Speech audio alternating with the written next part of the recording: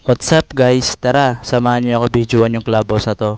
Papakita ko lang sa inyo yung ganda at forma ng clubhouse na to guys. Tara, simulan na natin. Ayan, makikita nyo dito guys na itong angulo na to guys ay napakaganda na at napakalinis tingnan. Pumupogi na si clubhouse kapag may spandrel. Kaya kapag may bahay kayo guys, anytime pwede nyo kami tawagan. Bali dito guys sa gilid ng clubhouse ay meron siyang basketball court.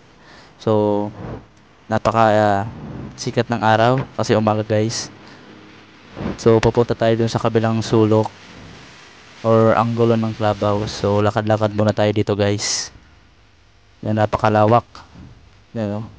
Maraming tatayong bahay dyan. So dito lang yan guys sa dito Batangas. So maraming village dito na pinatayo.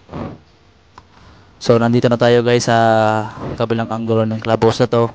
Ayan, makikita nyo guys, napakaganda na tingnan at napaka-pogi na ni clubhouse. Bali, ito lang ata nakita kong napaka-poging clubhouse sa mga village. Ayan, no, napakaganda na tingnan.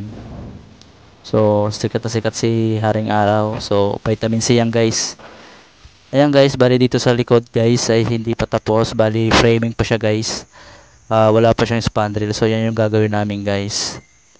Napakaganda na tingnan at yan, forma na. So, ayun lang yung update ko ngayon for today's video guys. So, keep on watching guys hanggang sa dulo. Salamat.